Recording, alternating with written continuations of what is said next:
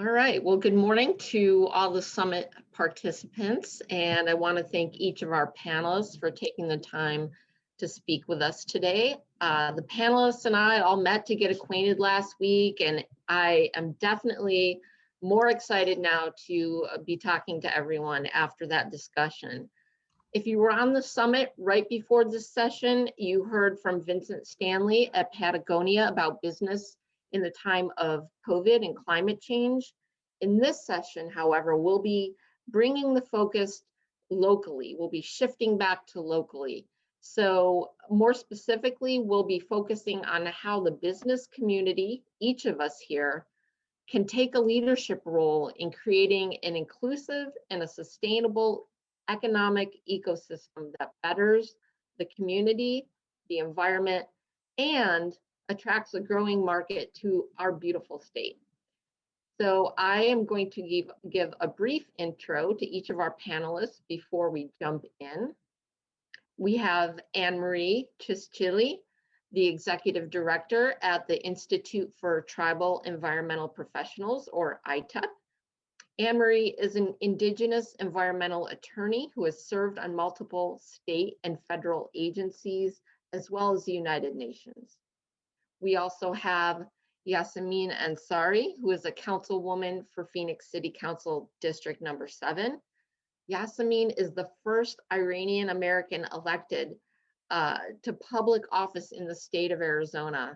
So great accomplishment. And she's recently worked as a senior policy advisor for the United Nations. Next up is Arnhem Veek, who is a professor at ASU's prestigious School of Sustainability. Arnhem directs the Sustainable Food Economy Lab, and I could tell how passionate he was about that at our meeting. And he's currently focusing his research and his teaching talent on benefit corporations, cooperative businesses, social enterprises, and the local economy. And last, but certainly not least, is Pat Graham, who is the mind and energy behind the launch of Arizona Thrives. Mind you, this was done while directing the Nature Conservancy in Arizona, so not a small feat. Pat leads the Conservancy's 7-state Colorado River Basin Council, and he has guided efforts to protect key Arizona rivers. So thank you all for your service to our state and our local communities. I'm going to start us off with a very broad question, but a lightning round question to keep the energy flowing here. So in one word, what first comes to your mind when I ask you, what challenge will hold Arizona back from achieving socially equitable and economy-wide sustainability? Let's go with Yasemin first. Sorry, Patricia, can you repeat the question? It was quite wordy. Oh, yes, I'm so sorry. The question is, what challenge will hold Arizona back from achieving socially equitable and economy-wide sustainability? Okay. And you said in one word? Yes. I think at this point, I would say just knowledge or the know-how of certain sectors of what the next step should be. Okay, so knowledge of certain sectors. Okay, great. Who wants to go next? I'll be a little, maybe I should be a little kinder to our panelists. I can go next. Oh, thanks, okay. Arnhem. Sure. Yeah, so the one word thing is always a little tricky, but I would say a mindset primarily. And that's really the mindset of that sustainability and climate change can be addressed with little tweaks. A little bit of, solar panels here or water efficiency there. But I think we need to think more fundamentally about how we do business and what's the end goal of this, right? And so I think a mindset that is more open to a broader set of goals than just profitability is key and might be the key challenge. Thank you. So the mindset, it's so important how we think about things, because from the thoughts come all the actions and all the rest of the effects of those actions. Anne-Marie, would you like to have a say? Sure. Speaking of I work with tribes throughout the United States. And so for the 22 tribes, and what the message has always been about is the word would be honor, and that would be honor our treaties that we've signed from time immemorial. So there's a lot to learn there. So I agree with knowledge and mindset. Those go quite well with honoring those treaties. Yeah, I hear how important that is for you. I can just kind of sense that in what you said there. So thank you for offering that. And Pat, would you like to chime in?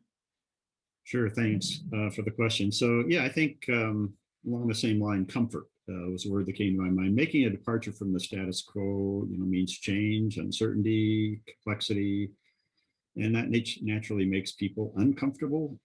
So I think we need to embrace that discomfort as we move forward and act and learn, share, innovate, and communicate. Great. Wow. I didn't expect anyone to stick to the one word or to the 1 minute, but you guys all played very fairly. Thank you.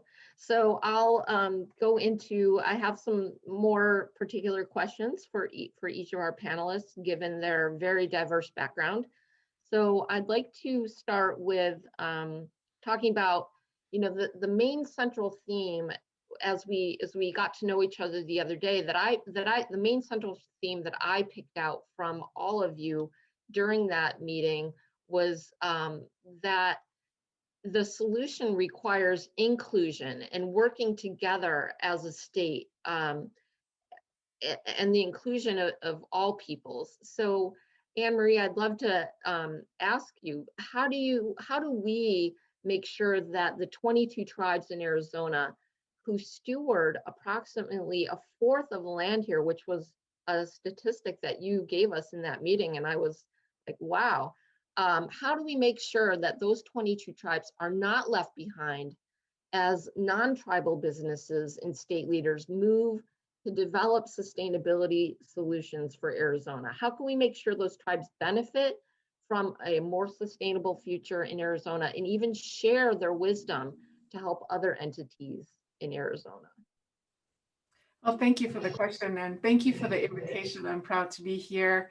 I come to you from Flagstaff, Arizona, which is sacred to this territory, sacred to 11 tribes in this region, including my own, the Navajo Nation. So thank you for the invitation.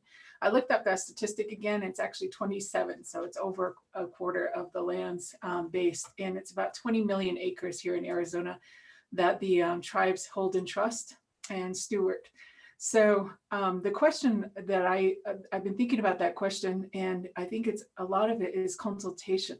So tribes within this region are sovereign nations. So it's just like any other country, really working with them and having that open dialogue with them is important. Each tribe has its own different consultation measures. So really getting in touch with them and asking them, what does consultation mean to you?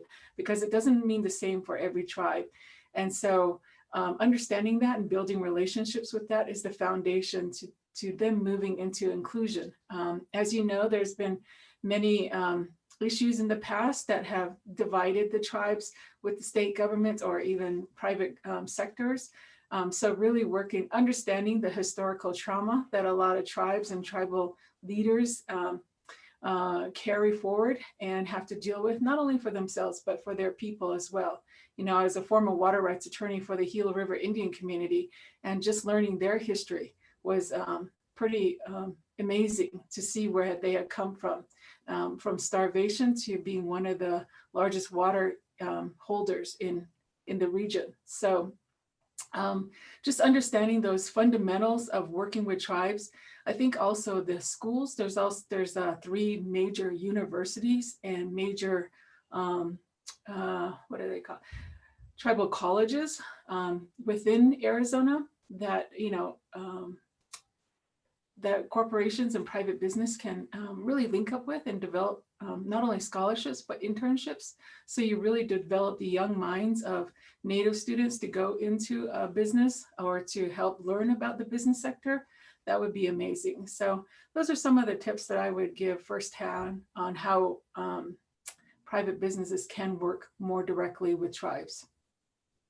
Thank you so much. Wow, I keep learning. This is great. So inclusion and working together may require assistance for businesses who may not have the experience nor the resources to create the changes necessary to become more sustainable.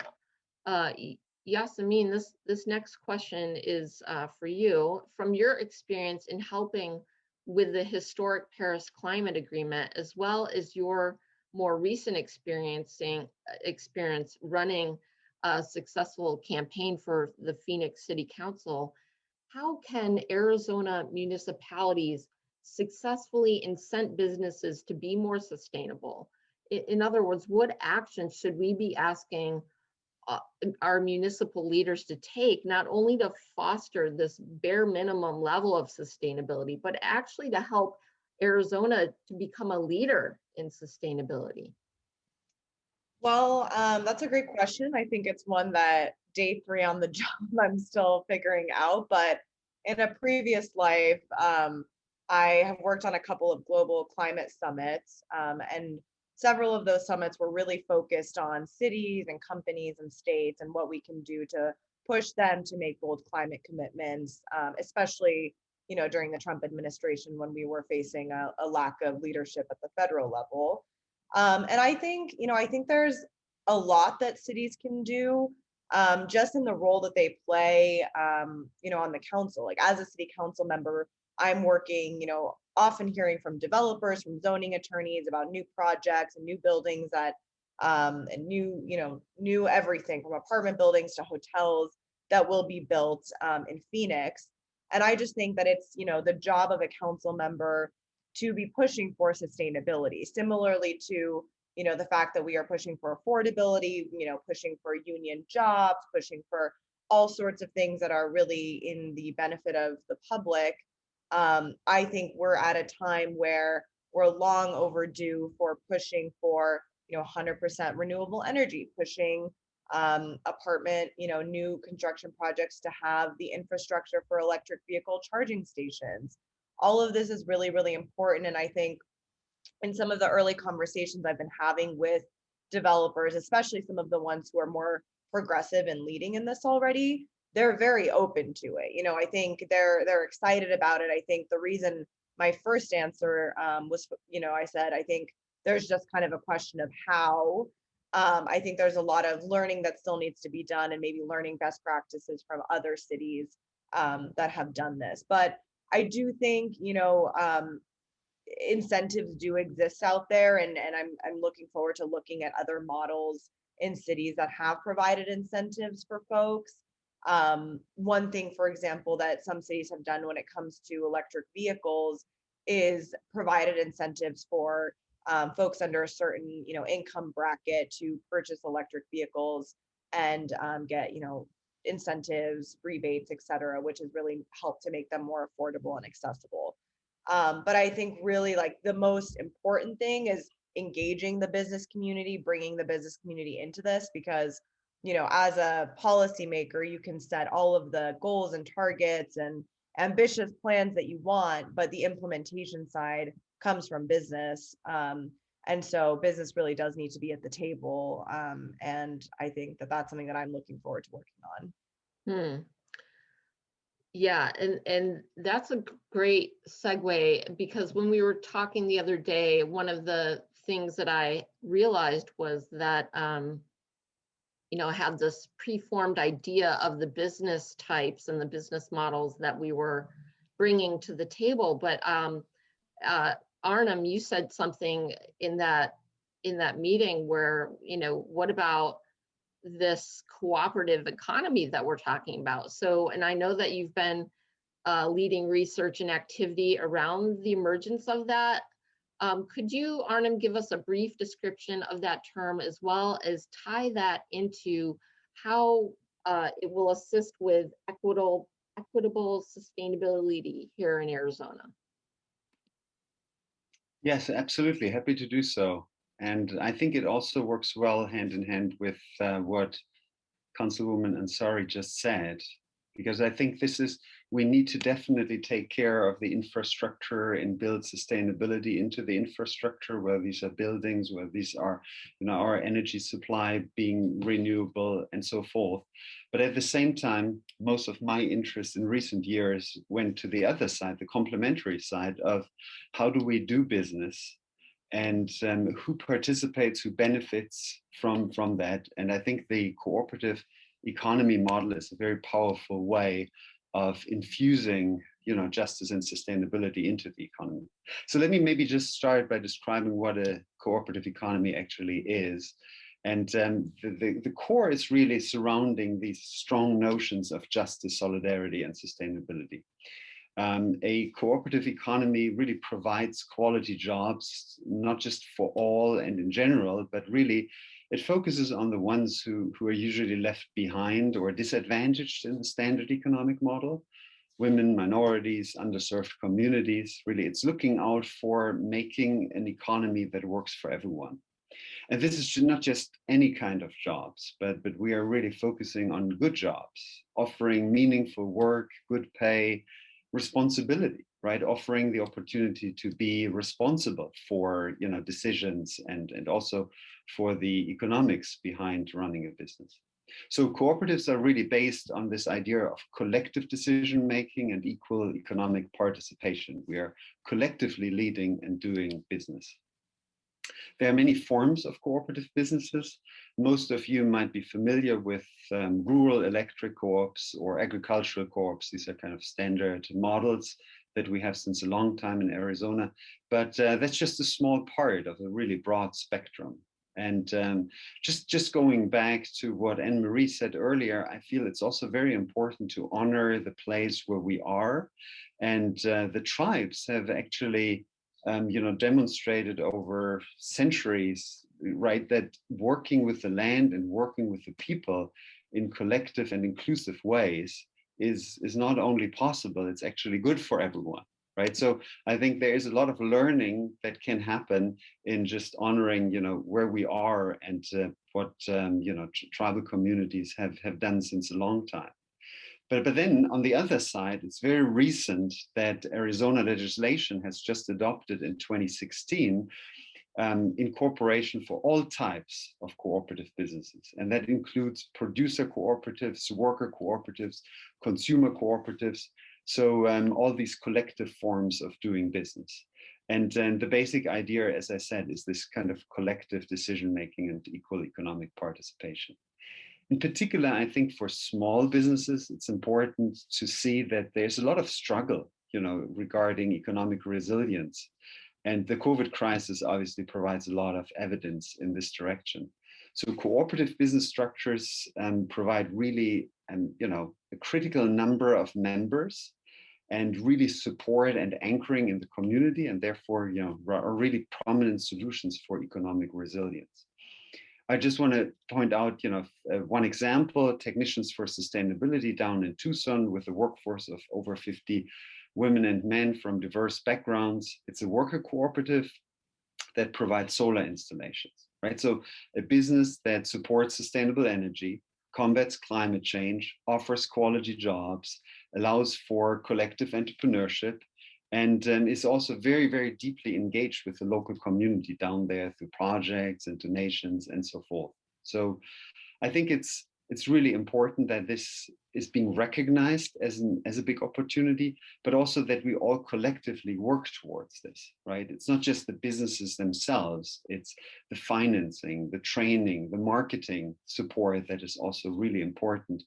And I just wanted to, recognize and also, maybe make a case for the City Council of Phoenix just approved funding for the first sustainable cooperative business development program in the state, right? So it's great to see, that things are moving in this direction, not just from the business side. Often leadership is demonstrated there, but that there is more effort to really build that cooperative economy in a strong way.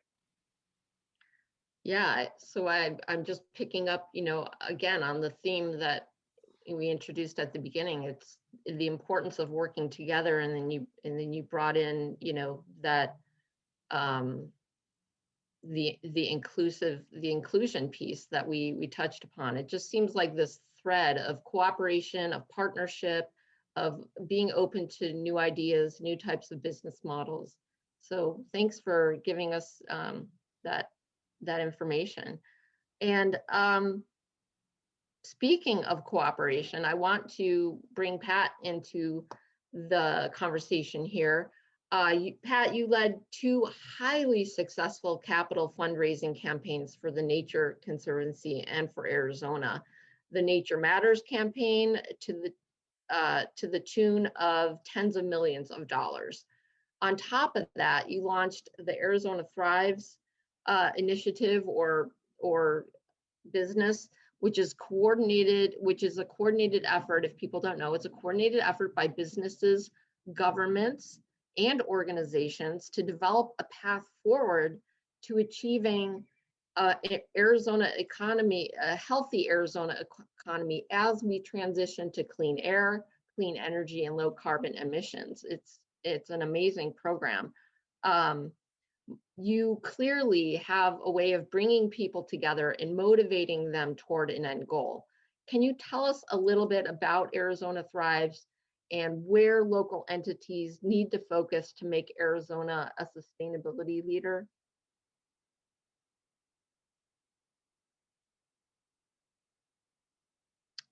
Sorry, I was on mute.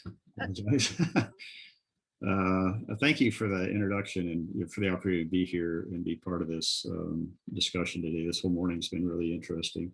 In the fall of 2018, Proposition 127, for those of you who remember, was put on the ballot to put renewable energy standards in the state constitution. It would become the most expensive ballot measure ever in the history of Arizona. Over $60 billion was spent both for and against that measure. It ended up going down solidly to defeat, but it really left things that it was already kind of a polarized debate, and it left a lot of people really confused and wondering about a path forward. And so I was left thinking about where is the leadership going to come from to move us. I saw this as both a problem but also as an opportunity. And so a small group of us got together and we started convening people, just bringing them together.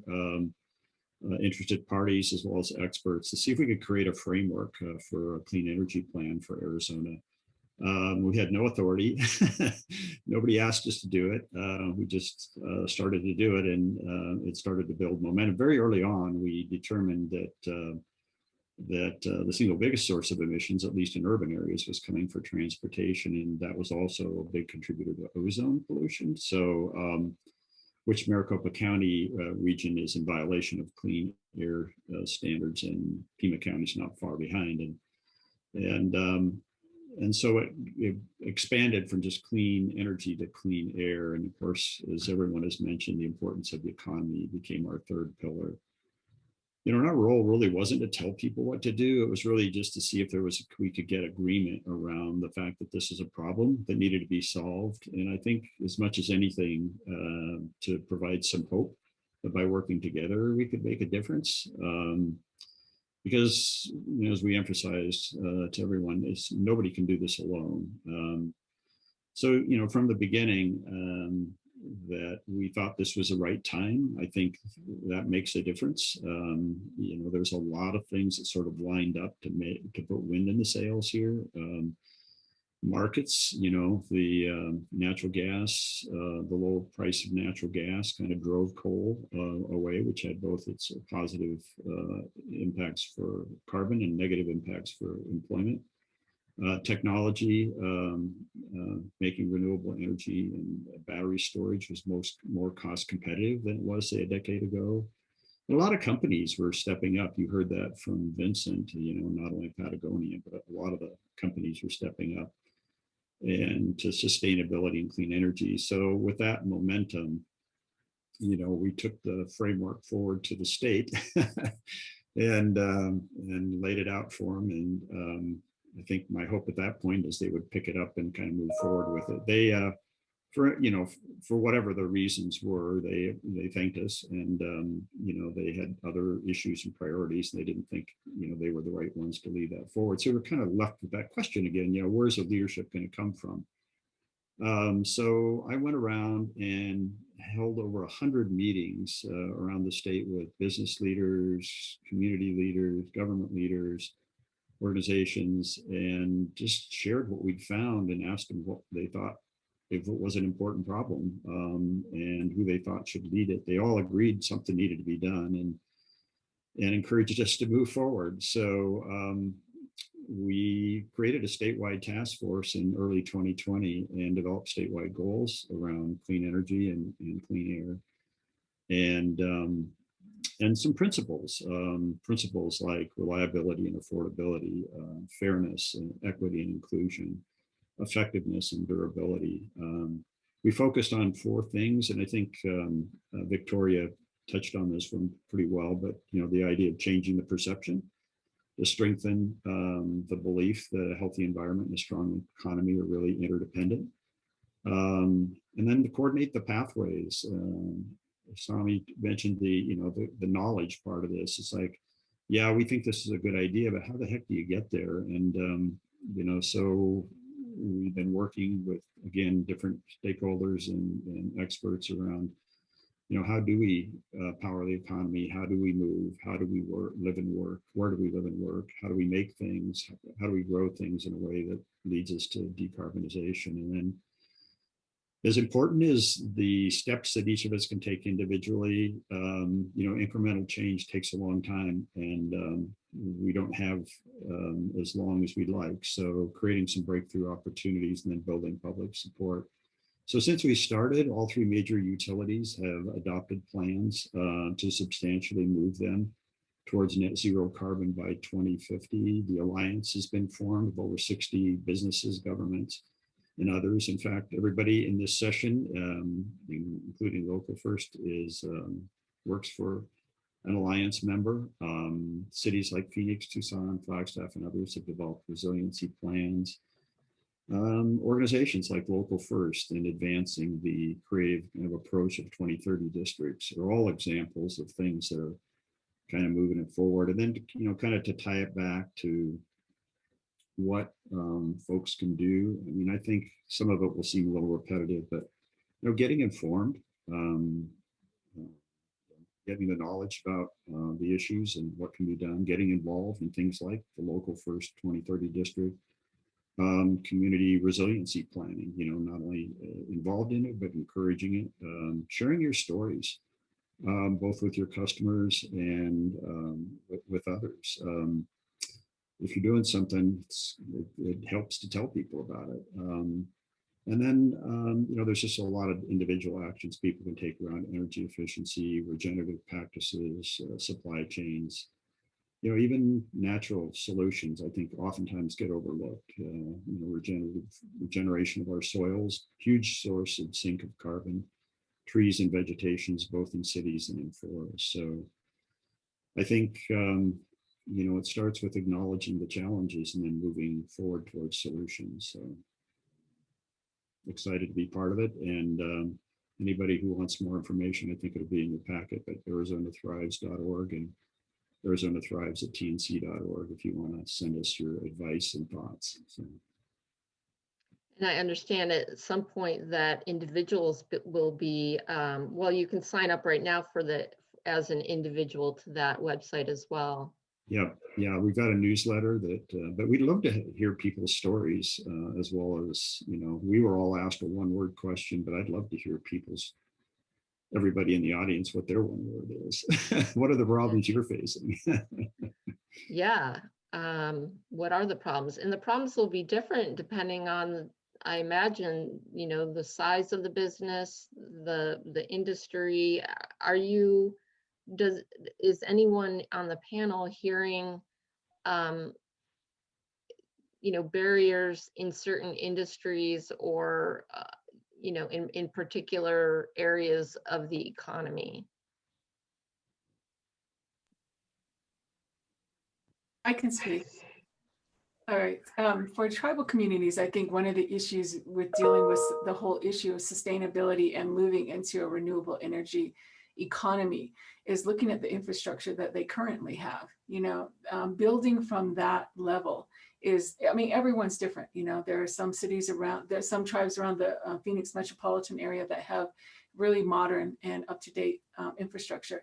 When you go more into the rural sectors, considering my nation, the Navajo Nation, there's 30% of my people that don't have running water to their house, access to water. So, it's diverse. And so when you put forward measures or RFPs, consider that most tribes may or may not have, a lot won't have the capacity to even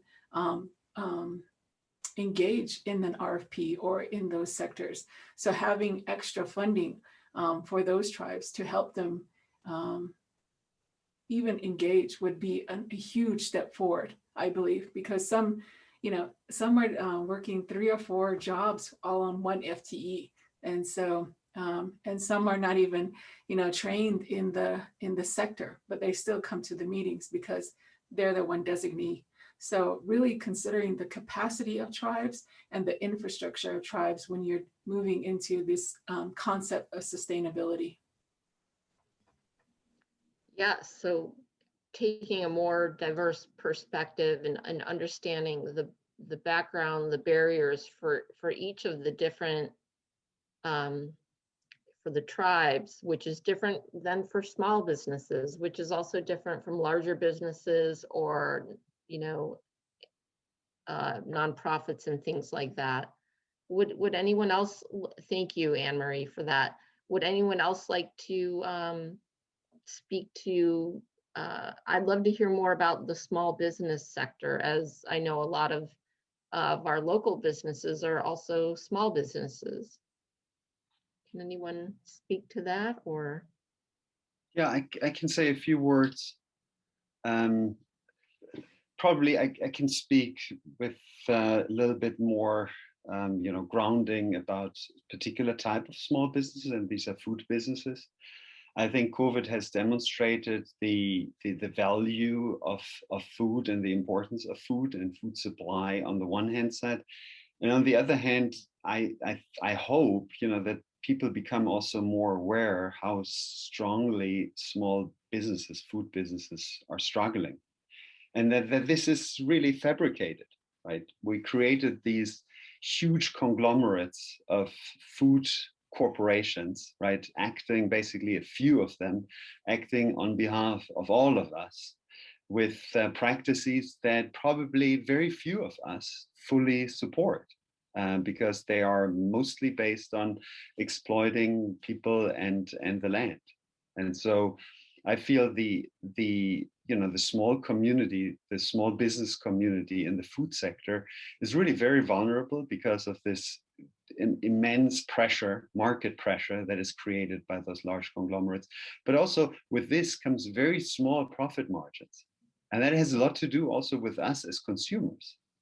That it goes a long way to pay a little bit of a higher price, that it allows the small food businesses to do the good practices, grounded in the communities, caring for the land.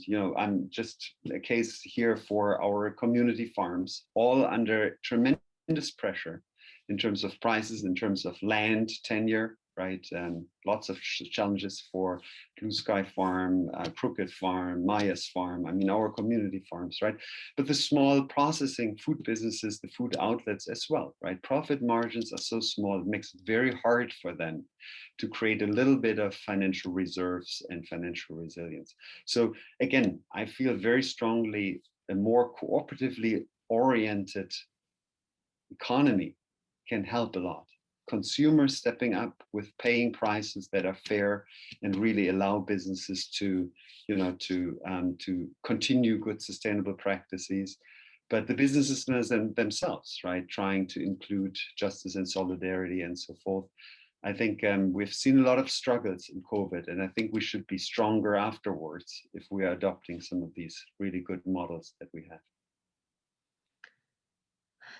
Your response, thank you so much, Arnhem, and that your response makes me think of the aspect or the quality of innovation and how we're moving into a time when, I mean, when's the last time we've had a pandemic? It's been a while. And so there are problems out there that people aren't normally dealing with. And there's, and so not knowing what's coming and how the recovery process of our economy and in terms of the pandemic is going to happen exactly, might be difficult for some businesses, or challenging to understand what are the next steps to take, or how can they make sure that they thrive coming out of that. Do you or do anyone on the panel have any vision into what, where can businesses look to, what do they need to innovate to make it through and to thrive? And I mean, we're putting this extra piece on them by holding this on Earth Day, but not only do we want them to thrive, but we want them to be sustainable. So how do you mix those in and make it work if you're a small business or if you're a large business? I can say a few words on this. I think that the framing that a lot of world leaders, even, President Biden has taken, talking about building back better, is exactly how I think the mentality for all of us should be, including small businesses. I think, we had this unprecedented global pandemic, which really just exposed and exacerbated a lot of, issues and inequities in our society that already exist. And I think if we look at the glass half full and we look at the opportunity that it's provided us, it's really an amazing opportunity to change the way we do business moving forward, change the way we build our cities moving forward, change the way, we operate. And I'm not quite sure how that translates down to a small business perspective, but I think just thinking about, what can I do to make my business more sustainable, more resilient to any sort of future impacts that might come about, is just the mindset that, and the guiding principle that we should all be looking at, because, this is the first, pandemic in our lifetimes like this, but it's probably not going to be the last. And not to be, doom and gloom, there's going to be, a lot of climate impacts and climate catastrophes that also disrupt our lives. So I think it's really important for businesses to just think about resilience and how to build in a way that's sustainable and resilient moving forward. I think I love what you said, because it brings us back to what Arnhem said at the beginning about when I asked for a one word, what do we need to change, or what do we need to change? It was mindset, and how that changing one's mindset cascades into all the rest. It leads to different solutions coming up.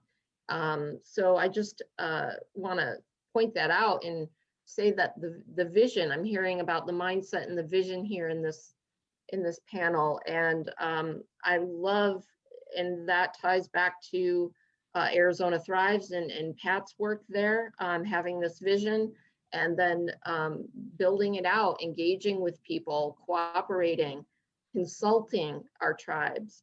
And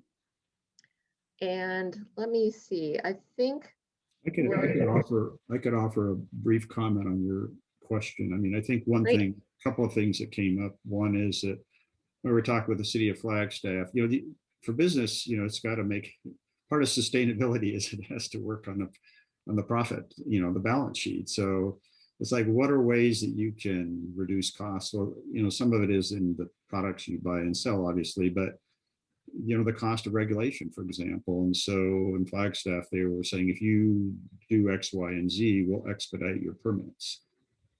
So find a way to reduce the cost, the time, because time is money for a business, things like that on that side. I mean, I think one of the challenges is that a lot of the costs of not being sustainable are not captured by the people that aren't sustainable. So, pollution in many ways is not factored into that. So you're asking somebody to do something that other people that don't do it don't pay a price for doing it. And I think that's a place where policy has to catch up with practice if that's what we want to do. But yeah, I think it's just trying to, and then the knowledge sharing that, we have to meet people kind of where they are. I've had many people come up to me and say, I want to do this, but I'm not really sure exactly how that incorporates. And that's where the sharing part comes in, and building networks and communities, which I think Local First is really good at, to help people have resources that they can begin to think about. And I thought Victor said something that was interesting too. On one hand, there's just a real sense of urgency, but on the other hand, I don't think we want to arbitrarily try to force things that just can't happen.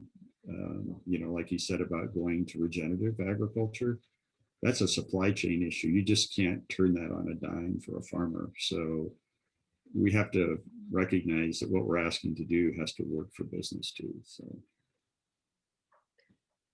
it has to work for business and broadly. We don't want to force certain businesses into solutions that they're not ready for, or that aren't going to lead to their longevity and their success here in Arizona. So I hear that. I kind of hear that we need to, it's a complex situation, it's a complex issue, and we all need to work together to come up with the best solutions. Do you, Pat, or does anyone, we focused on small businesses, but I think some of our, I know some of the audience might be also in mid to even large businesses here in the audience. So any thoughts on how they can help and benefit from this while increasing inclusion and sustainability? Anyone?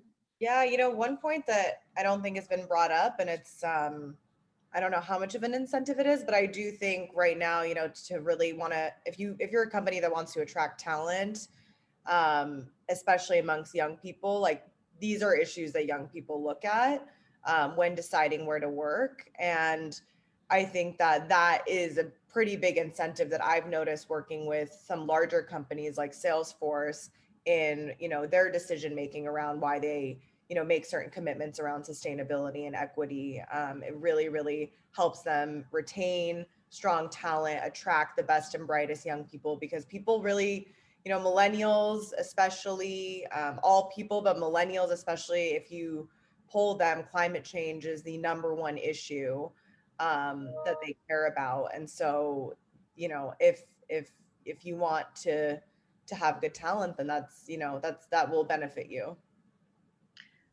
Yeah, I am extremely, I'm with you on that, because some of the work that I do for SRP in the strategy office, I'm continually seeing how, actually, I think I saw a poll the other day that was some larger percentage of workers, younger workers, when they're looking at a company, one of the check boxes they want to check is, do we share the same values? It has to be a value-driven organization. So that's an important point to make. We're getting close to the top of the hour, so I'm gonna take us to sort of a concluding question for everyone, an ending round. I would love to know, what is your call to action to small businesses, mid and larger businesses, government officials, community leaders? And if you could just take 1 or 2 minutes to round us out. Yasemin, would you like to start us off? Sure, thank you. First of all, thank you for moderating. This was awesome. My call to action would be really to take this opportunity. We really are in a unique moment in time. And whether you look at it through the lens of, we are in a climate crisis, Phoenix is on the front lines, we have some of the worst air pollution, whether you just look at it from an economic business perspective, there's a very, very strong business case for taking ambitious climate action for your company. So even from that perspective in and of itself, that's there. And I would say for those who may not be as familiar, there are so many resources and so many organizations out there that you can work with to help you on this. So one example is the Science Based Target Initiative. And I really recommend, the website exactly is sciencebasedtargets.org. And what that's about is they help companies set targets and goals aligned with climate science, and aligned with staying under this 1.5 degrees Celsius that we need to stay under to avoid the worst climate impact. So they literally have guidance for all sectors. You know, you can make commitments, you can work with them, and they really, really help you. It's fantastic. It's similar to sort of, you know, Phoenix is now part of the C40, which is a coalition of mayors around the country and the world committed to bold climate action. So I also just want to say, you know, as a newly elected council member, this is one of my #1 priorities. I'm very committed to making Phoenix the most sustainable desert city on the planet, which is what our mayor, Kate Gallego, has been talking about, and our sustainability team at the city of Phoenix. So please work with my office. Please reach out. Our email is council.district.7@phoenix.gov. And I really, really especially want to work with the business community. And we'll have more information on this soon, because I don't think it's at all possible to implement any of this without the business community. So please reach out. I will also reach out to you, and we can work together to make Phoenix, you know, just a much healthier, better city for all of us. Thank you. Yes, I mean, thank you for your participation and all the wonderful knowledge that you gave to us today. Thank you. Anne Marie, would you want to give us your call to action? Thank you. I think mine's a little less, mine's more philosophical. I'll take the words from a medicine person from the 1800s, Black Elk, who was a Lakota medicine person, who said, in 7th generation, he envisioned a generation that would come forward. They were called the 7th generation. And if you're raising a child like I am, you are raising a 7th generation child. And they were predicted and foreseen to be the ones who would heal the broken hoop of our humankind. And if you see that now, you see how intense they are. My son, my children are just amazing in that they see climate change as is. And so they're taking steps, like Councilwoman said, they're taking steps and they're making huge sacrifices at a young age, learning about it. And that's an intense spiritual issue that they have to deal with, and a mental issue that we're imposing on them. So if you would look at what you're doing for maybe 1-2 generations forward, you would really look at how you're going to impact those generations. So, and they said it's not just for Native kids and Native children, it's for all children. And you can see all the young children rising up throughout the entire world. So please listen to them, nurture them, and keep them safe, and help them to fulfill their vision that they would be the ones to heal our society. So thank you. Thank you. And thank you for bringing your perspective to our discussion today. It was so valuable. Thank you. Pat, would you like to give us your call to action? That's kind of what I started. I think embrace uncertainty and the ambiguity that comes. Nobody really has the answer to this, and so we're all going to figure it out together. And I think a lot of attention gets placed to the urban areas in the West because they kind of dominate and they cause most of the problems, but they also have most of the resources. Is that we really need to ensure that that we don't amplify what the pandemic has illustrated. That as we make this transition, if it's really going to work, if it's really going to be successful, it has to work for everybody. Thank you so much. Thanks for coming here and being part of this panel. And then Arnhem, would you like to round us out? What is your call to action? Sure, happy to do so. I really, a lot of what was said resonated with me when we were talking about the next generation. I always see it kind of on an everyday base in my students. I always say, the students are the real leaders of the university, despite of all the university politics and rhetorics around this, because it's really them. I think they got it. I mean, there's not so much noise for them and all the things that you need to consider as well, right? They are looking right at the goals. They're looking at climate change. They're looking at justice, and they want to see that moving. And then I think what I want to say is, the business world needs to take that on as a huge opportunity and say, there is not a conflict here that needs to align. Our next generation wants to see everyone in society, including the economy, to be more oriented towards sustainability, climate action, and solidarity. And so it's an opportunity. It's a huge opportunity. And just very practically, I mean, thousands of small businesses, business owners in Arizona will retire over the next few years, right? So there is a big opportunity to say, what is my legacy? And your legacy could be to sell your business not to the highest bidder, but selling it actually to your workforce.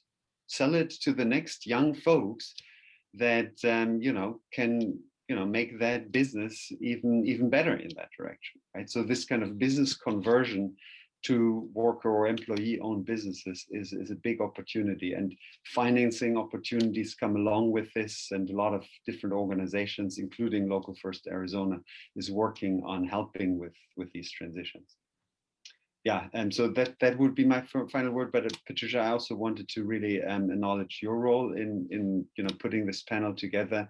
You did such a nice job in not only facilitating today, but really reaching out early and making sure that there is a, kind of a nice line in our session. So I really appreciate that. Thank you. Thank you. Well, thank you for coming and letting us have access to your expertise. And I know we're 1 minute over, so I want to give it back to Local First. Thanks, everyone.